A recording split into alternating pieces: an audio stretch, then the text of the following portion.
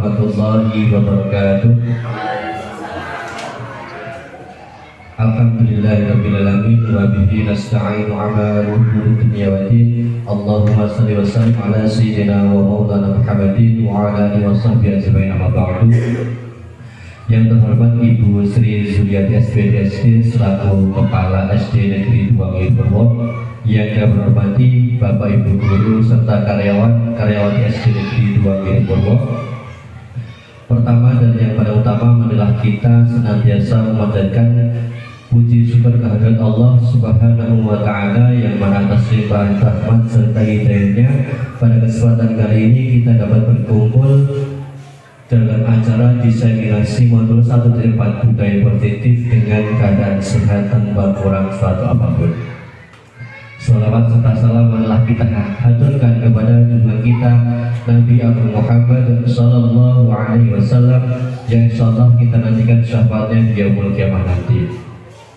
Bapak Ibu yang kami hormati, yang pertama saya ucapkan terima kasih kepada Bapak Ibu sekalian atas pemberian waktu pada kesempatan kali ini dan sudah berkenan hadir mengikuti acara pengibasan modul 1.4 tentang budaya positif dari kami. Yang kedua, mohon maaf jika nanti dalam pelaksanaannya sedikit mungkin terganggu masih kegaduhan, dan jika ada nanti materi ataupun konsep yang kurang bisa dipahami atau belum bisa diterima, mohon untuk bisa kita diskusikan. Nah, jadi pada kesempatan kali ini adalah tugas yang merupakan tugas dari CGP sebagai CGP, yaitu pengibasan tentang yang namanya budaya positif. Nah, jadi ini nanti harapannya budaya ini diharapkan bisa diwujudkan di sekolah kita. Jadi seperti itu. Jadi karena ini adalah konsep perubahan yang baru dan mungkin nanti kita bisa diskusi apakah budaya ini bisa secara cepat atau lambat kita terapkan di sekolah kita, seperti itu. Monggo lanjut, boleh.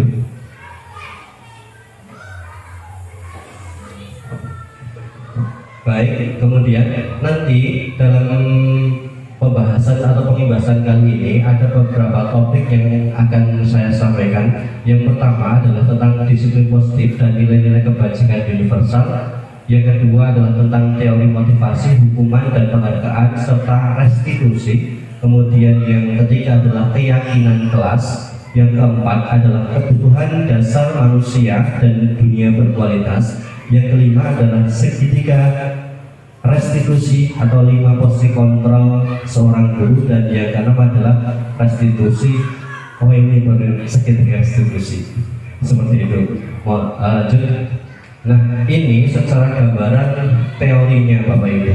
Jadi disiplin positif di sini secara garis besar dulu adalah bahwa kita nanti tujuannya akan menanamkan yang namanya motivasi intrinsik pada seseorang, yang nantinya ketika seseorang itu bisa melakukan suatu hal itu dengan motivasi dari dalamnya sendiri, dengan kemauannya sendiri, maka akan terjadi budaya yang positif seperti itu. Jadi orang tersebut melakukan hal seperti tidak karena dorongan dari luar, seperti itu.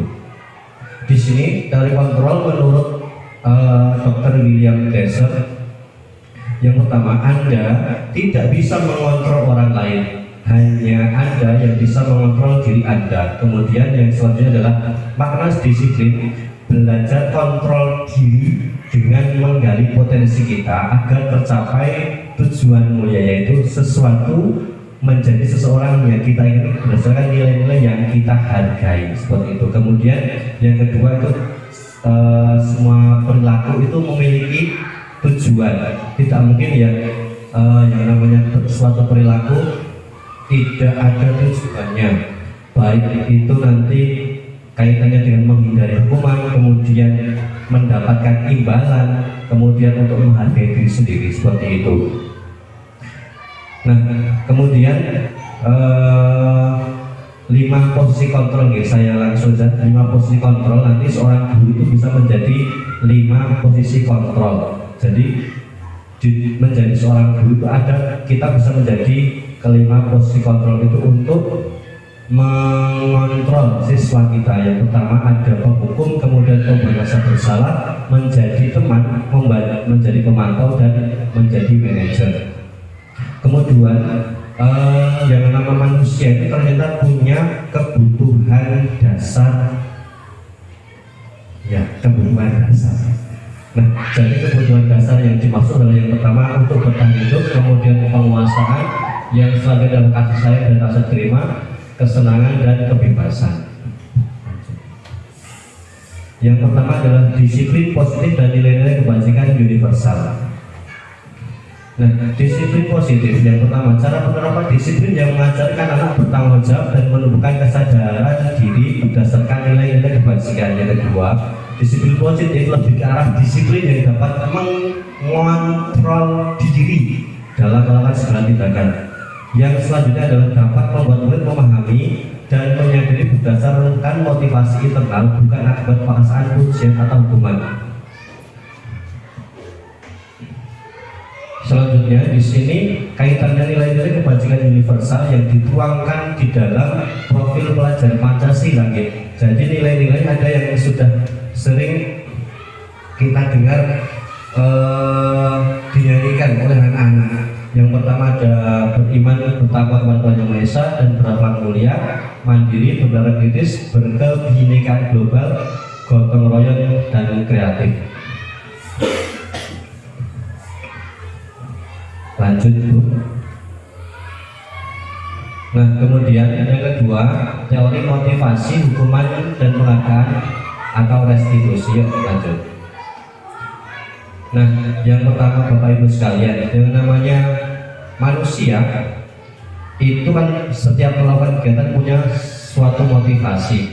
Nah, di sini dibedakan atau dikategorikan. Yang pertama, untuk menghindari ketidaknyamanan. Jadi anak tersebut melakukan suatu hal tersebut hanya karena menghindari ketidaknyamanan, seperti itu. Misalnya saya mengikuti guru penggerak itu karena nanti kalau belum ikut oleh ibu pimpinan itu diminta terus ikut setiap hari, misal begitu. Itu kan berarti dorongan saya ini hanya karena ketidaknyamanan, seperti itu. Kurang lebih seperti itu. Kemudian yang kedua, untuk mendapatkan imbalan atas penghargaan dari orang lain. Nah, jadi orang tersebut melakukan satu hal itu hanya karena menginginkan imbalan atau penghargaan dari orang lain. Itu adalah teori tentang penghargaan.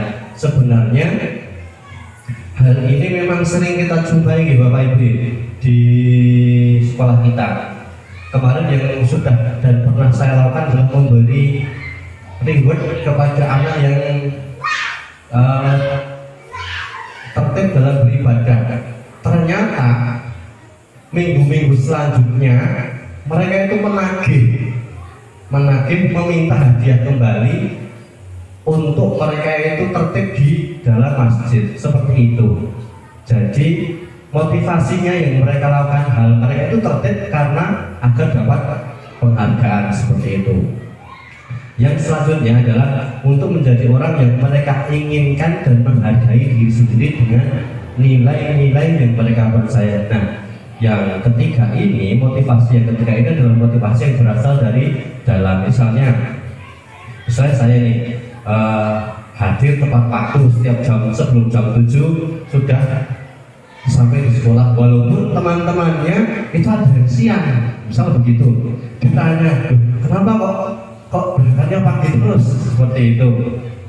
Tak apa-apa, itu sudah nilai yang saya pegang. Saya tidak terpengaruh dengan teman-teman saya yang berangkat siang. Mungkin seperti itu ya Bapak Ibu. Di sini ada berangkat. Oke. Terima kasih. Baik, terima kasih Bapak Ibu agar tidak membosankan gitu. Santai mawon. Ini walaupun direkam itu santai saja, gitu. Silahkan berkomentar apapun, tidak masalah. Baik.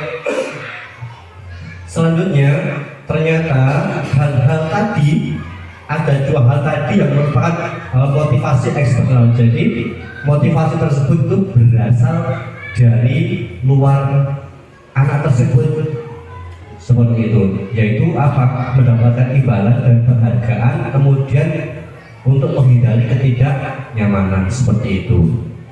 Lanjut tuh. Kemudian motivasi internal itu adalah tadi yang sudah saya sampaikan, adalah menjadi orang yang diinginkan, menghargai diri sendiri dengan nilai yang saya percaya. Seperti itu. Jadi kalau kita sudah bisa atau sudah ada nilai kita percaya dan itu bisa dilaksanakan, kita bisa menumbuhkan kesadaran hal seperti ini kepada seluruh orang.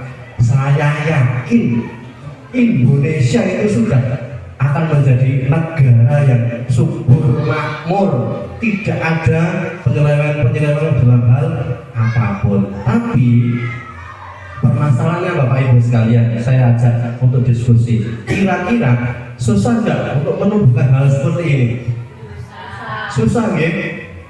Susah, tapi susah bukan berarti tidak bisa, ya.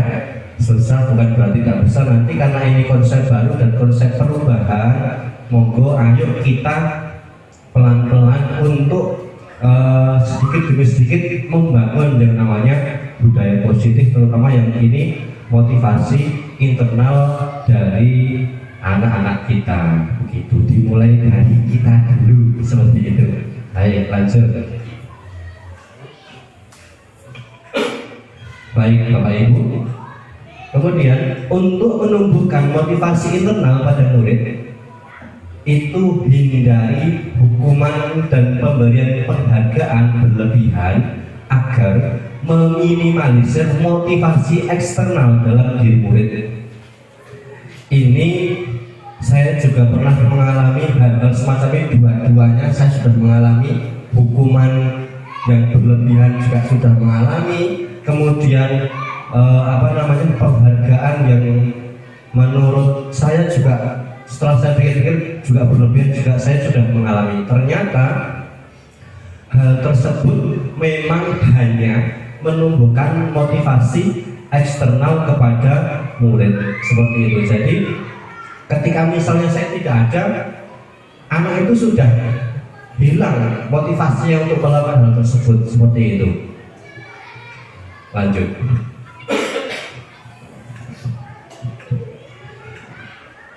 Baik, kemudian topik yang ketiga adalah tentang keyakinan kelas. Nah, di sini ada perkataan atau pertanyaan pemantik. Mengapa tidak peraturan saja? Mengapa harus keyakinan kelas? Begitu. Kan yang sudah yang umum dilakukan, yang ada itu kan peraturan gitu. Jadi di tempat kita juga dulu masih peraturan. Kenapa di konsep yang baru ini namanya adalah keyakinan? Nah, kemudian ini ada contohnya. Mengapa kita memiliki peraturan harus menggunakan helm bila mengendarai kendaraan roda 2? Bu Dewi, kan Bu Dewi setiap hari naik kendaraan roda 2 gitu. Kenapa kira-kira kita ini harus memakai helm gitu loh? Ya, betul sekali. Untuk apa? Motivasi untuk keselamatan, seperti itu. Ya, luar biasa sekali contoh dari Bu Dewi yang sudah dilaksanakan tiap hari ini, selalu memakai helm ketika atau mengendarai roda 2, seperti itu. Kemudian, nah ini kan peraturan gitu. Kemudian yang kedua, mengapa kita memiliki peraturan 3M, menggunakan masker, mencuci tangan, dan menjaga jarak 5 meter. Nah, itu kan juga peraturan ya, dibuat oleh salah satu pihak dan harus ditaati dan dipatuhi oleh yang dibuat peraturan. Kemudian mengapa kita tidak memiliki mengapa kita memiliki peraturan harus datang tepat waktu pada saat mengikuti pelatihan atau datang ke sekolah seperti itu.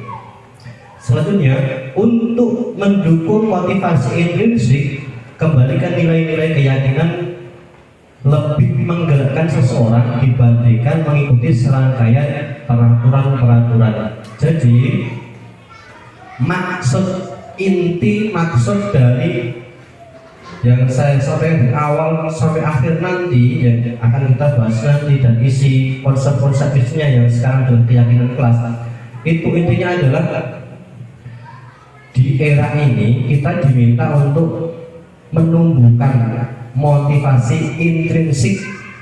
Jadi ketika misalnya menggunakan helm, ketika mengendarai roda 2 itu juga bukan karena Pak Polisi, tapi karena ada dorongan dari diri sendiri, seperti itu. Kemudian contohnya ketika adalah harus datang tepat waktu, itu juga karena dorongan dari diri sendiri, seperti itu. Lanjut. Kemudian keyakinan sekolah atau keyakinan kelas atau keyakinan musola atau masjid itu semuanya bisa dibuat. Intinya mengganti kata peraturan menjadi kata keyakinan, seperti itu. Yang semula itu peraturan itu berasal dari satu pihak yang membuat, kemudian anak itu mematuhi. Nah sekarang untuk keyakinan itu adalah sistemnya anak kita ajak untuk membuat.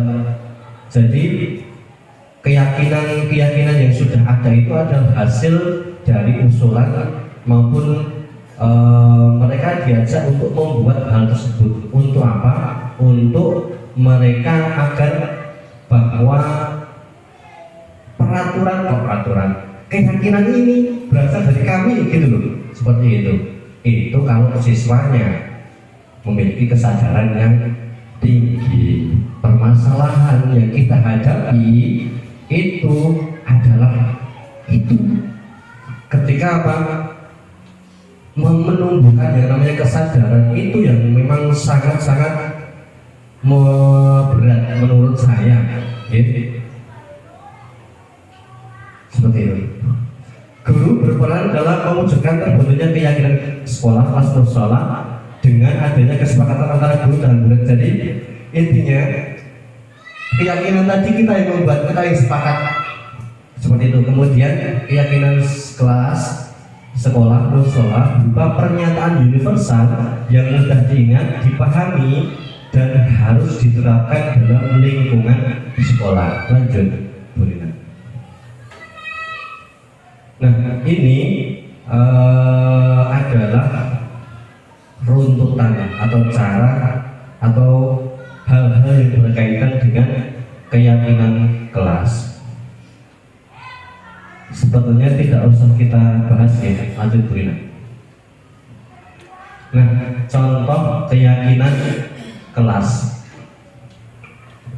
misalnya kelas 1, setiap anggota kelas perlu belajar, begitu. Kemudian setiap anggota kelas perlu senang, setiap anggota kelas perlu melakukan tugas, setiap anggota kelas perlu saling menghargai, dan seterusnya. Nah, hal-hal ini adalah hasil dari kesepakatan siswa dalam rangka menyusun keyakinan ini. Berbeda dengan peraturan, misalnya kaitannya dengan nomor 3, setiap anggota kelas perlu melakukan tugas. Kan ada di kita biasanya, jika tidak mengerjakan tugas harus ini, jika tidak mengerjakan PR konsekuensinya ini, begitu.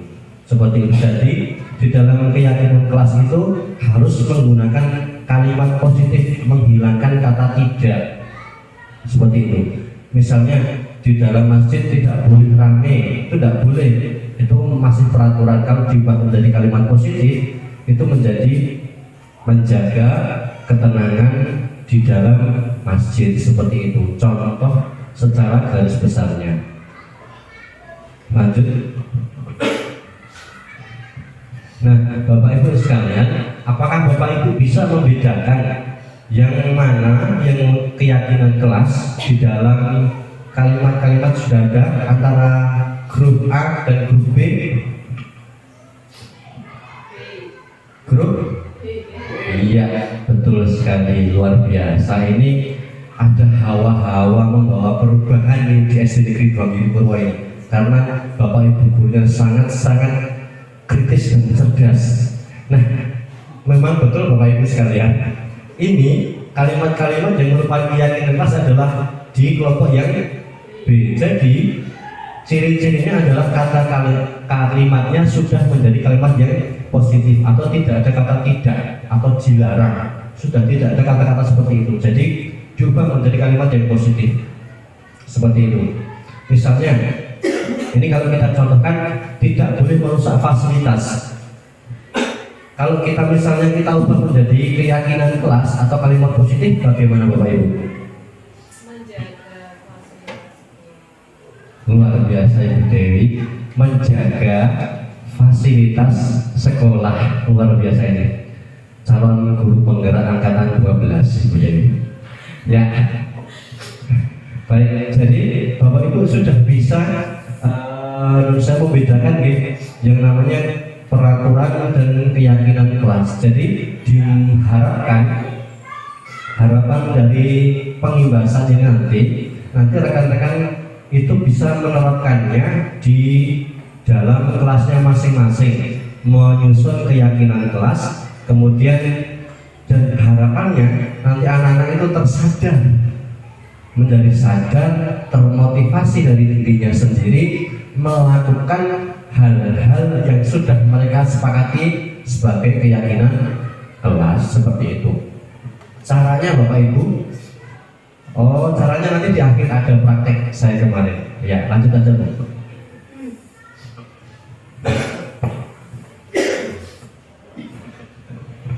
Baik Bapak Ibu sekalian, kita sampai di topik nomor 4, yaitu kebutuhan dasar manusia dan dunia berkualitas. Jadi intinya begini, yang namanya kita manusia itu hidup itu pasti mempunyai kebutuhan dasar. Sudah sudah dirangkum atau dibagi menjadi 5 di dalam slide. Yang pertama adalah tentang penguasaan, yang kedua adalah kebebasan, yang ketiga kesenangan, yang keempat bertahan hidup, dan yang terakhir adalah kasih sayang dan rasa diterima. Seperti itu. Nah, yang pertama akan kita bahas adalah kebutuhan bertahan hidup atau bahasa kerennya survival. Oke. Adalah kebutuhan yang bersifat fisiologis untuk bertahan hidup, misalnya kesehatan, rumah, dan makanan. Kebutuhan biologis sebagai bagian dari proses reproduksi, termasuk kebutuhan untuk tetap bertahan hidup. Komponen psikologis pada kebutuhan meliputi kebutuhan akan perasaan aman. Ini sudah Bapak Ibu menerima yang namanya kebutuhan bertahan hidup. Jelas manusia itu jelas butuh yang namanya untuk bertahan hidup. Kaitannya dengan apa? Kita menjaga kesehatan, kemudian kalau kita lapar itu kita segera makan, kemudian membuat rumah untuk berlindung dan sebagainya. Lanjut. Yang kedua, kebutuhan kasih sayang dan rasa diterima atau kebutuhan untuk diterima. Kebutuhan untuk disayangi dan diterima meliputi kebutuhan akan hubungan dan koneksi sosial, kebutuhan untuk memberi dan menerima kasih sayang, dan kebutuhan untuk merasa menjadi bagian dari suatu kelompok. Kebutuhan ini juga meliputi keinginan untuk tetap terhubung dengan orang lain seperti teman, keluarga, pasangan hidup, teman kerja, binatang peliharaan, dan kelompok di mana kita tergabung. Nah, di sini ada dua nih Bapak Ibu. Jadi yang pertama kebutuhan untuk disayangi. Itu saya juga merasa Bapak Ibu. Maksudnya begini. Maksudnya misalnya nih, kalau saya kok di sekolah ini setiap datang tidak pernah dengan tanya, tidak pernah dengan sapa, misalnya pas pembagian snack juga saya tidak pernah dikasih dia misalnya waktunya makan siang dengan makan di luar saya tidak pernah diajak loh, saya juga pasti akan kekurangan yang namanya kebutuhan kasih sayang seperti itu maksud saya. Kemudian yang kedua adalah rasa diterima, kebutuhan diterima. Rata-rata yang namanya manusia itu akan nyaman di dalam kelompok ataupun instansi ya kelompok suatu kelompok yang di dalam kelompok itu beliau lebih diterima seperti itu. Kalau tidak begitu diterima, biasanya tidak akan bertahan lama di dalam suatu kelompok tersebut seperti itu. Pahami maksud saya? Gini, luar biasa materi ya, lanjut. Kemudian yang selanjutnya adalah kebutuhan penguasaan atau pengakuan atas kemampuan. Jadi kebutuhan ini berhubungan dengan kekuatan untuk mencapai sesuatu, menjadi kompeten, menjadi terampil, diakui atas prestasi dan keterampilan kita, didengarkan dan memiliki rasa harga diri. Kebutuhan ini meliputi keinginan untuk dianggap berharga, bisa membuat perbedaan, bisa membuat pencapaian, kompeten, diakui, dihormati.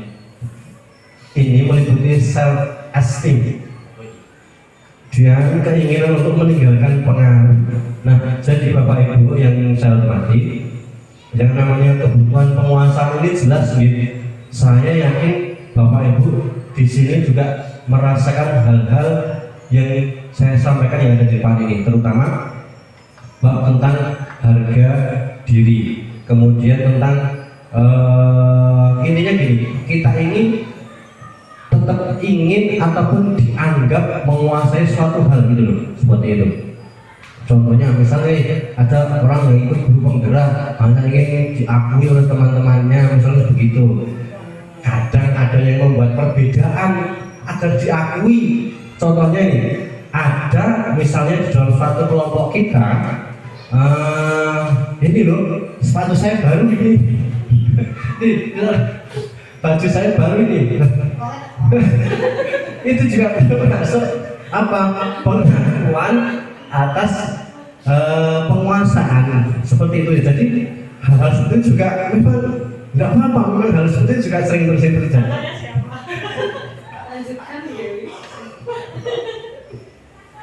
Baik, lanjut yuk.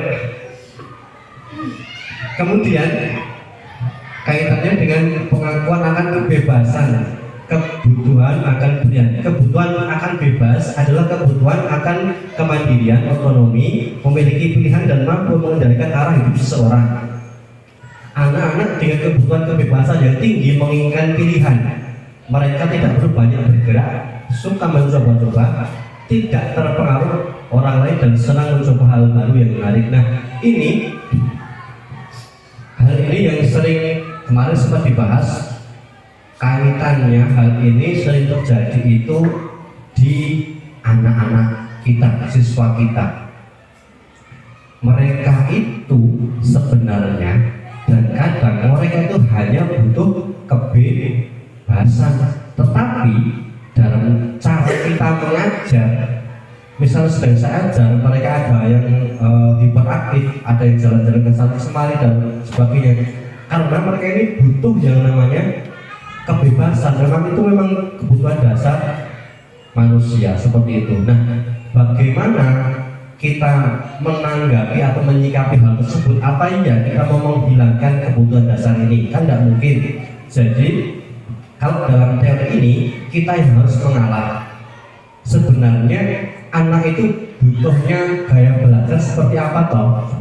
Makanya di dalam kurikulum merdeka ini dikembangkan yang namanya pembelajaran berdiferensiasi seperti itu. Lanjut. Kemudian kebutuhan akan kesenangan. Kebutuhan akan kesenangan adalah kebutuhan untuk mencari kesenangan, bermain dan tertawa. membayangkan hidup tanpa kenikmatan apapun, betapa menyedihkannya. Anak-anak dengan kebutuhan dasar kesenangan yang tinggi biasanya ingin menikmati apa yang dilakukan. Mereka juga tidak berkonsentrasi tinggi saat mengerjakan hal yang disenangi. Ini Bapak Ibu bisa sedikit membayangkan nih, karena anak itu ada atau memiliki yang namanya kebutuhan akan kesenangan. Kemarin kan saya sudah pernah cerita, saya punya murid, kita punya murid itu yang di dalam sikapnya dia itu selalu menganggap semua kegiatan dan perilakunya itu adalah sebagai kesenangan, tertawa dia itu. Nah, sebenarnya anak-anak seperti itu adalah anak yang memiliki kebutuhan dasar kesenangan yang tinggi seperti itu. Kadang kita marahi pun tidak terpikirkan gitu. Jadi karena dia itu memiliki kebutuhan kesenangan yang tinggi, semua yang dilakukan itu menurutnya adalah sebuah kesenangan. Itu untuk bermain seperti itu. Lanjut. Nah, itu tadi adalah 5 kebutuhan dasar manusia. Kemudian lanjut kita masuk ke dalam 5 posisi kontrol. Hati-hati Bapak Ibu menyebutkannya ini, kalau meleset nanti bisa salah arti. 5 posisi kontrol seperti itu. Nah, apa saja Bapak Ibu? Yang pertama adalah penghukum.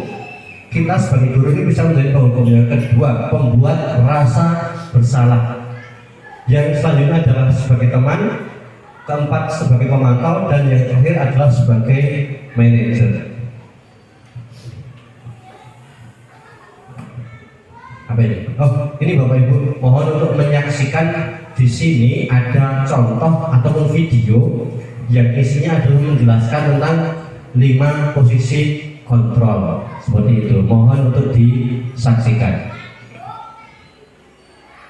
Kamu ini ya? Aduh.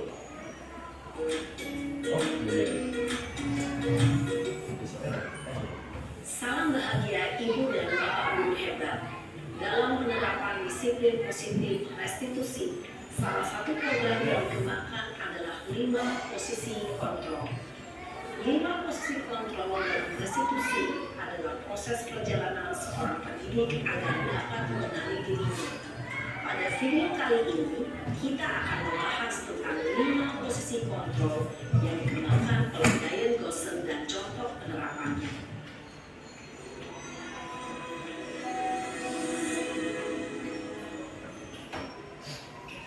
5 posisi kontrol itu adalah: 1.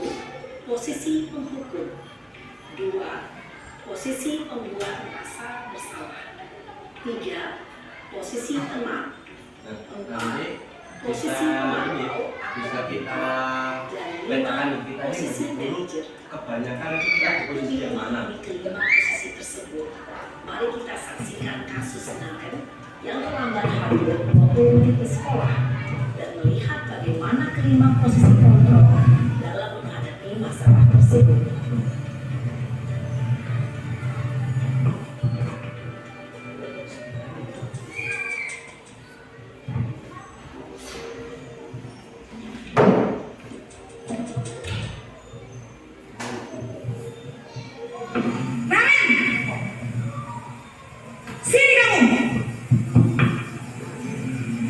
Selamat pagi Bu.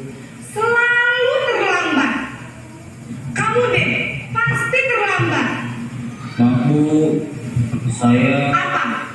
Apa coba? Alasan kamu apa lagi?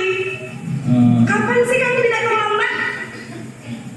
Malas sekali ya kamu jadi anak. saya Dasar pemalas. Gak kapok-kapok sih kamu. Sudah berapa kali terlambat? Sana, kamu keliling lapangan basket 2 kali. kenapa saya harus ke lapangan basket Bu? Kenapa? Kamu melawan ibu? Berani-beraninya jawab. Sudah terlambat, masih berani jawab pula. Sekarang, keliling lapangan basket 5 kali.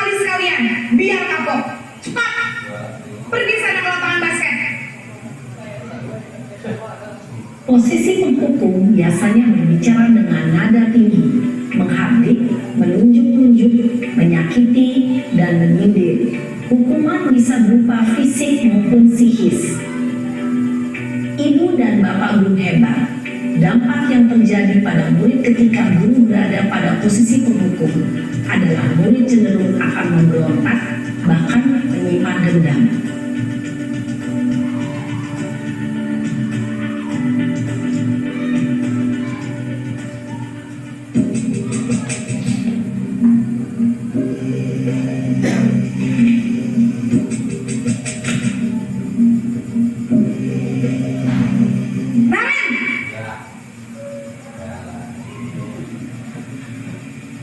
Selamat pagi Bu. Naren, kamu kenapa terlambat lagi, nak? Ya Tuhan, Naren, kamu senang ya bikin ibu susah ya? Kalau kamu terlambat lagi, nanti ibu yang ditegur bapak kepala sekolah, nak. Disangka ibu tidak bisa membina kamu. Duh, gimana ini? Maaf Bu.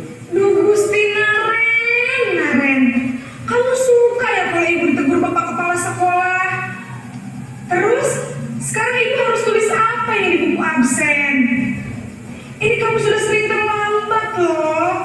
Ibu harus apa coba? Maaf Bu. Maaf sekali. Ya sudah, lain kali jangan bikin ibu susah lagi ya, nak ya. Ibu tidak akan kuat lagi kalau kamu begini terus.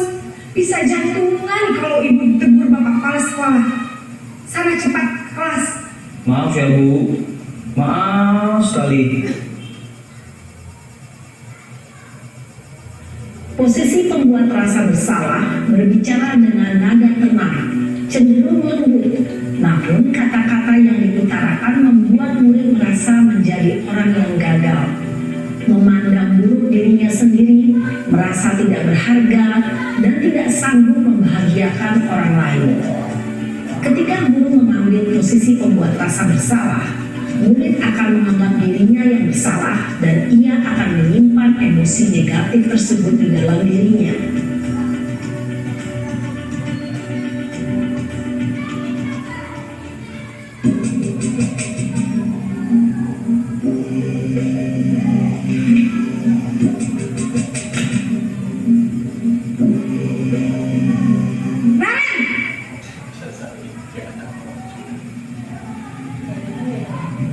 Selamat pagi Bu.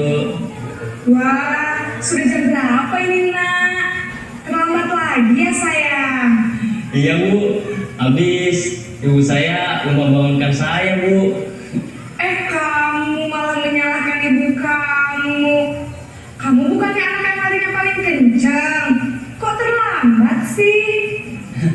Iya Bu. Saya memang terlambat bangun tadi. Jadi biarpun saya lari kencang, tetap gak kekejar Bu. Ya sudah sana. Nanti lain kali larinya lebih kencang lagi ya. Biar gak terlambat lagi. Bikin senang ibu. Demi ibu. Bisa kan? Bisa lah Bu. Ya sudah sana masuk kelas. Ibu beresin urusan absen kamu. Kamu ini ada-ada saja. Dalam posisi teman, guru berbicara dengan nada suara ramah, akrab, cenderung bersenda gurau untuk menjaga suasana tetap santai. Murid akan merasa senang, aman, dan akrab dengan guru. Identitas yang tercipta adalah identitas sukses atau berhasil. Namun, perlu diingat, karena itu masih dorongan eksternal, maka ada faktor ketergantungan dari murid kepada orang tertentu. Di sini guru absennya, sehingga di lain waktu murid bisa berperilaku baik, namun hanya kepada orang-orang tertentu saja.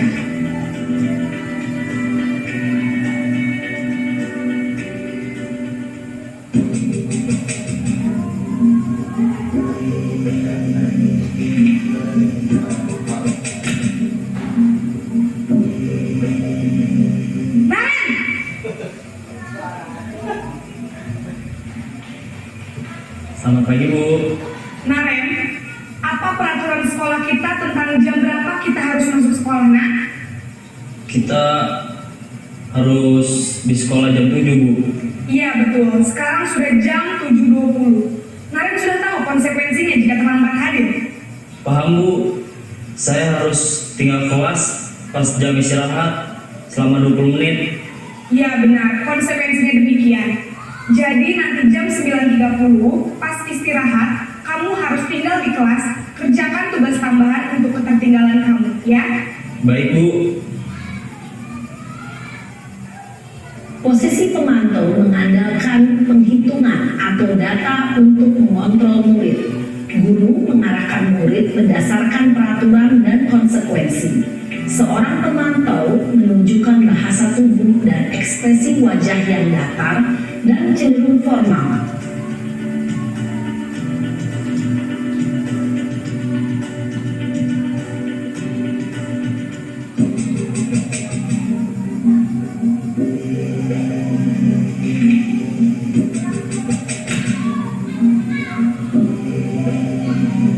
Naren!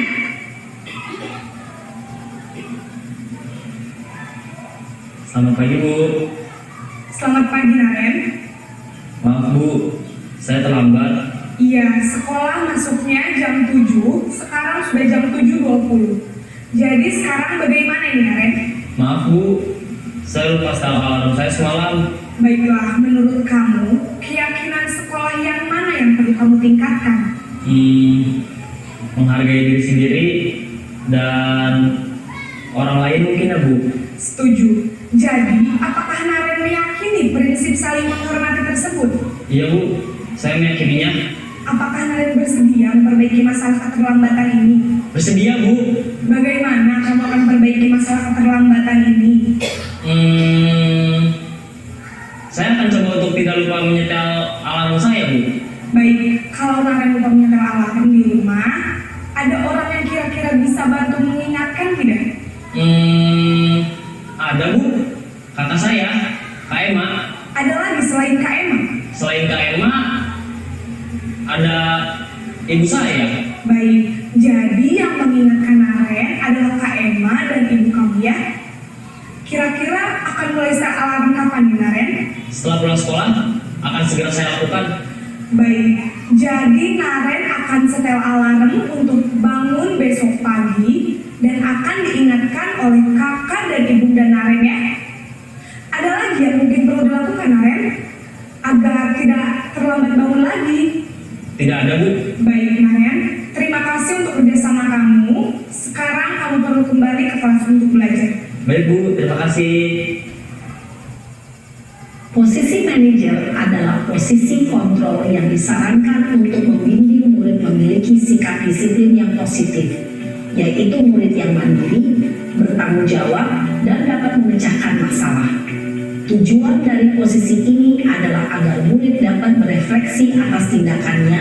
Guru akan dengan tulus memberikan pertanyaan-pertanyaan bermakna, sehingga membuat murid dapat belajar dari kesalahannya dan mencari sebuah solusi untuk menyelesaikannya.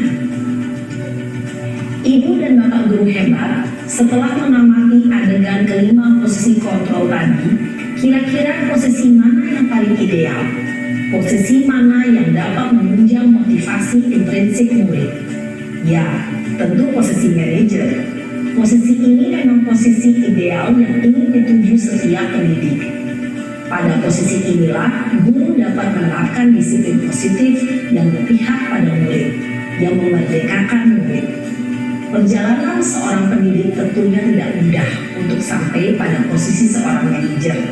Namun, tujuan kita pasti, yaitu menciptakan murid-murid yang mandiri, merdeka, dan bertanggung jawab. Semoga penggambaran 5 posisi kontrol yang telah diperlihatkan ini dapat menjadi ajang refleksi bagi kita semua, agar dapat terus mengasah dan menerapkan disiplin positif yang memerdekakan murid. Mari terus berlatih dan bersemangat. Selamat menerapkan. Salam dan bahagia Ibu dan Bapak guru hebat.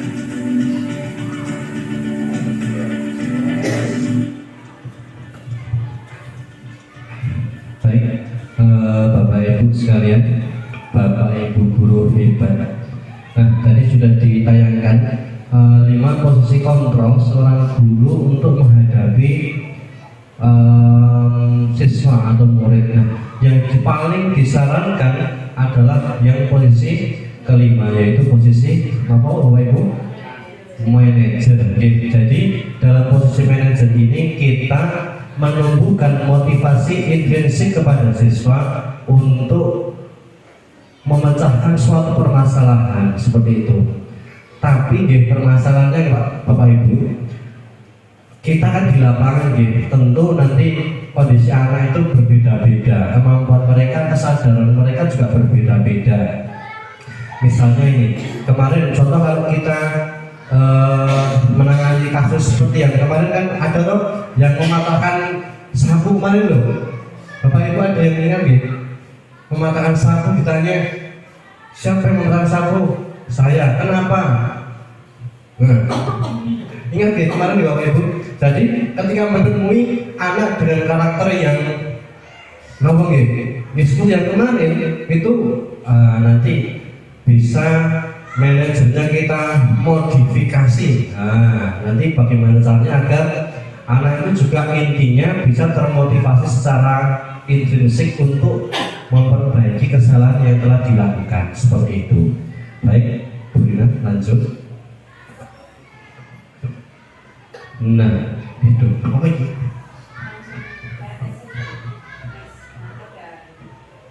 Nah, di sini ada posisi kontrol Bapak Ibu. Nah, jadi tapi aja yang pertama.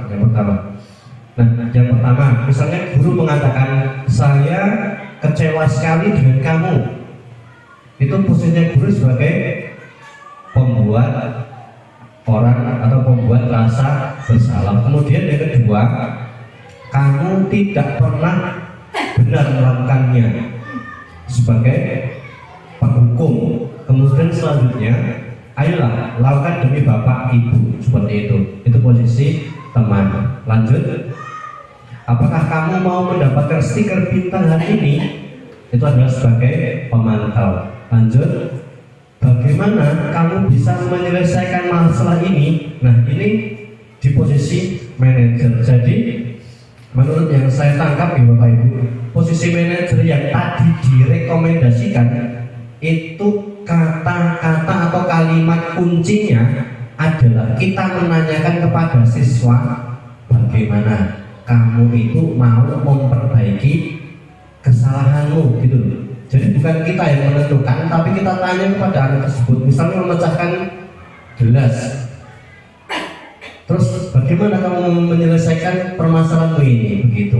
Jadi intinya anak itu biar yang timbul motivasi. Oh Pak, ya ini saya bersihkan, nanti saya ambil sapu, saya ambil surat untuk saya bersihkan dan dibuang ke tempat sampah. Misalnya begitu. Jadi tidak diperkenankan kita langsung, Bu, sekarang bersihkan, begitu. Itu tidak boleh menurut teori kontrol tadi. Yang diharapkan adalah ditanya dulu bagaimana kamu itu mau menyelesaikan masalah tersebut. Jadi dikembalikan ke anak seperti itu. Intinya seperti itu.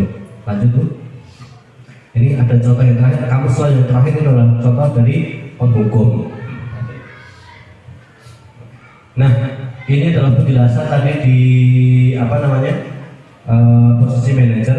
Jadi guru berbuat sesuatu bersama murid, mempersilahkan murid mempertanggungjawabkan perilakunya dan mendukung murid agar dapat menemukan solusi atas permasalahannya sendiri. Posisi manajer mengacu pada restitusi yang dapat menjadikan murid sebagai manajer bagi dirinya sendiri sehingga tercipta identitas positif atau berhasil pada murid seperti itu. Nah, ini topik yang selanjutnya adalah segitiga restitusi.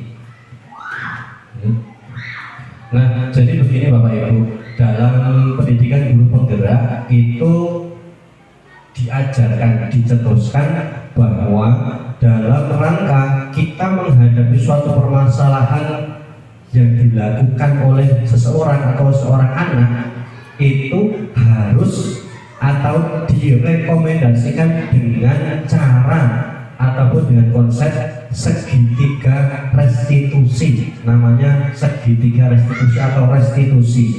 Jadi bukan dihukum, bukan diberi konsekuensi, tetapi dengan cara segitiga restitusi. Nah, apa saja langkah dari segitiga ini? Yang pertama adalah menstabilkan identitas.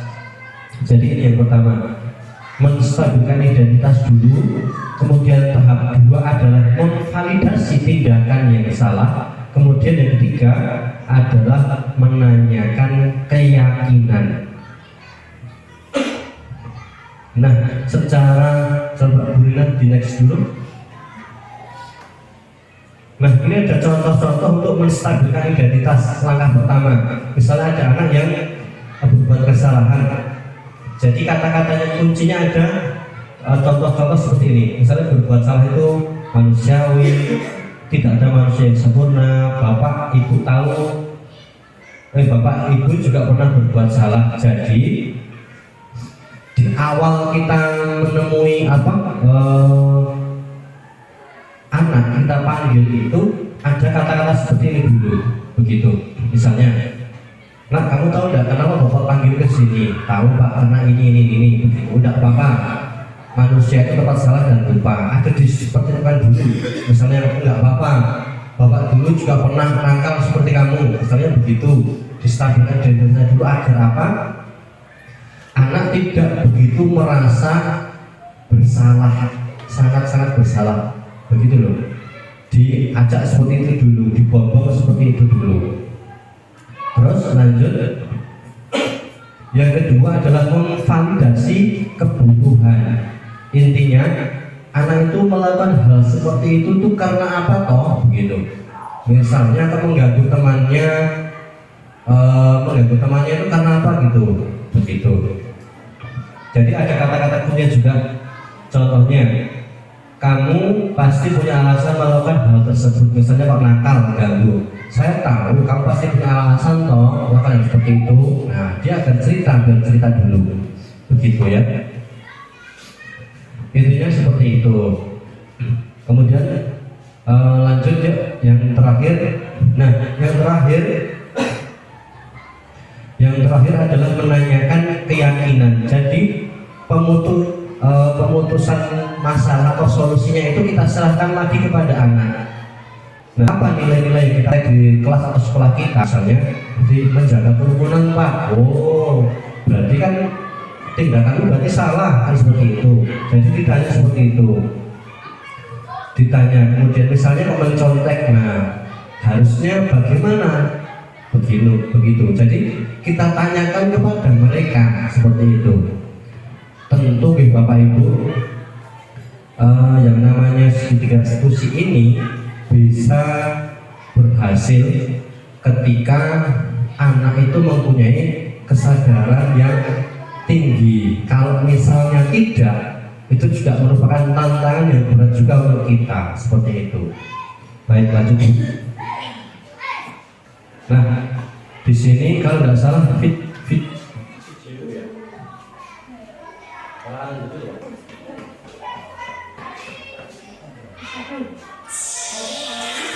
Nah, mohon Bapak Ibu menonton sebentar nanti tayangan dari video ini, contoh dari segitiga restitusi yang kemarin sudah saya praktekkan selama berulang-ulang. Begitu Bapak Ibu, mohon.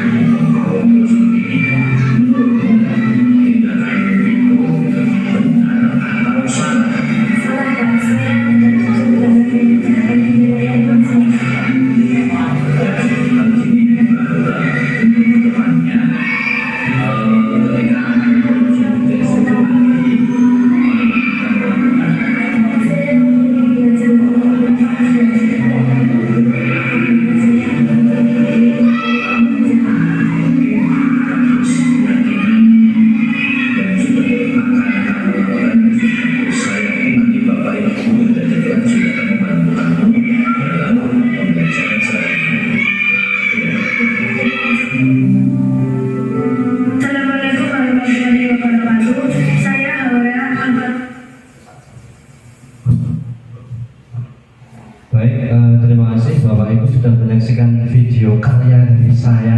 Nah itu kemarin sempat praktek segitiga restitusi kepada anak yang anak tersebut skenario-nya adalah mencontek ketika ujian seperti itu.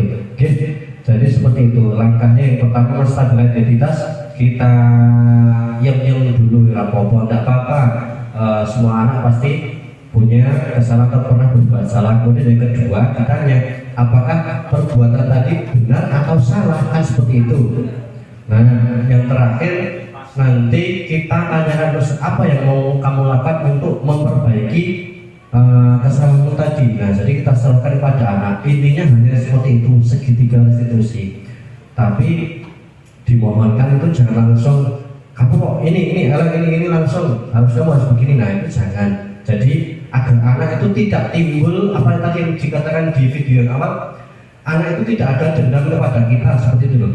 Nah jadi mereka mau memperbaiki tapi tidak ada rasa dendam kepada kita seperti itu. Kemudian ini materi yang terakhir yang harus saya sampaikan adalah implementasi budaya positif. Kemarin kan diminta juga untuk menerapkan salah satu budaya positif tersebut di sekolah. Nah saya kemarin kemarin menyempatkan untuk membuat atau mempraktikkan penerapan budaya positif dengan membuat keyakinan masjid di SD Negeri 2 Giri Purwo.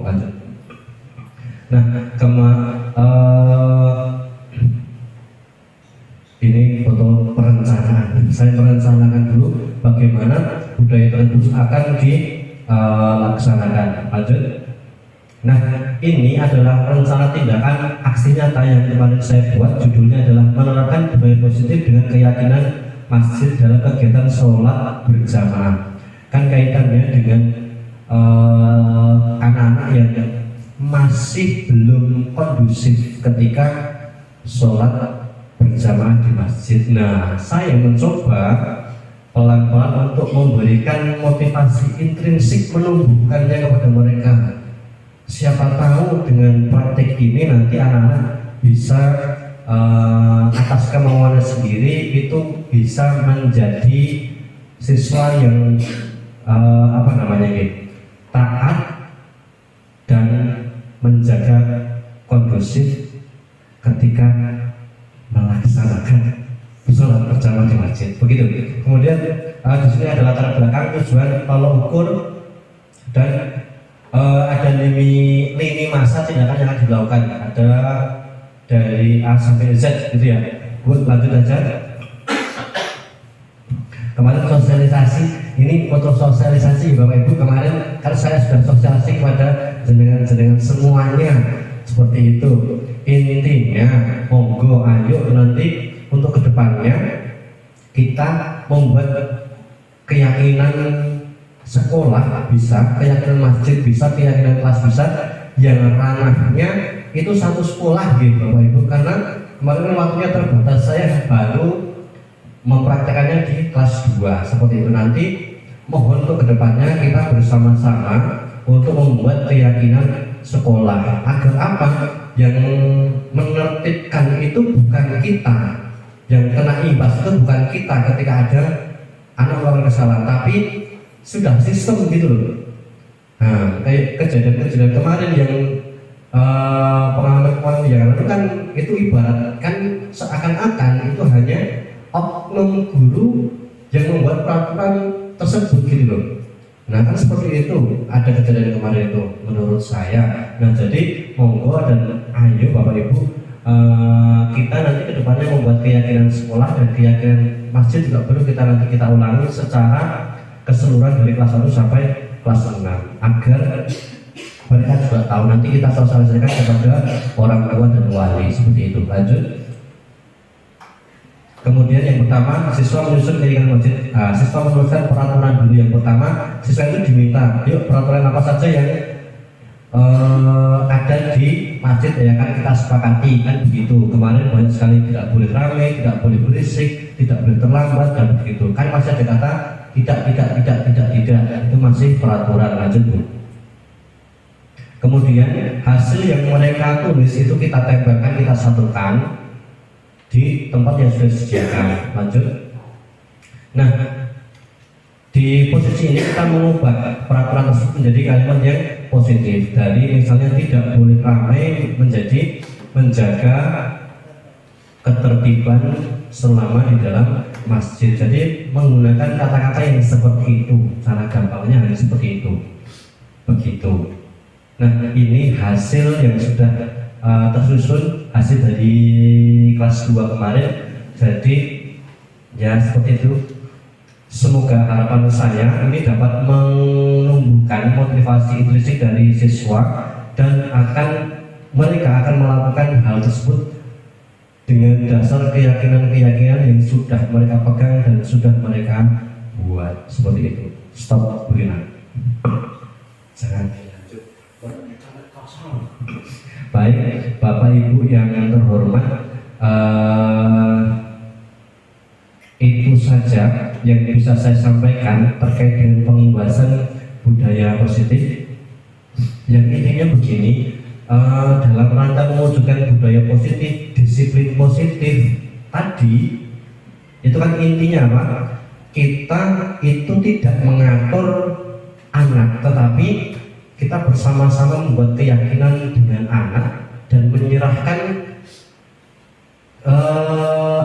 keyakinan itu kepada anak. Jadi harapannya dengan seperti itu, anak itu melakukan hal tersebut yang mereka yakini sudah tertulis tadi atas motivasi dari dirinya sendiri.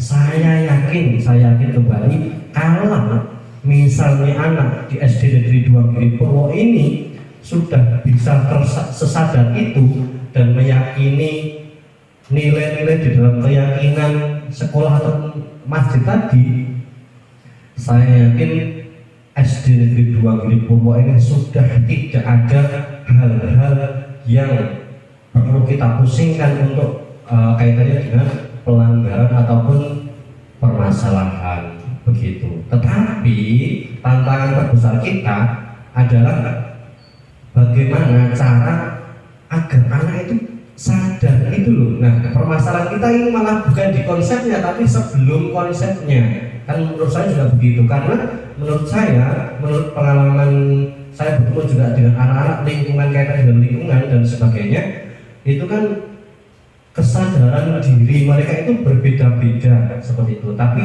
ayo Bapak Ibu guru hebat, mari kita bersama-sama untuk pelan-pelan memulai sedikit demi sedikit menumbuhkan budaya positif di lingkungan SD Negeri 2 Giri Purwo ini. Itu saja yang bisa saya sampaikan. Adakah tanggapan dari Bapak Ibu sekalian? Kami persilahkan.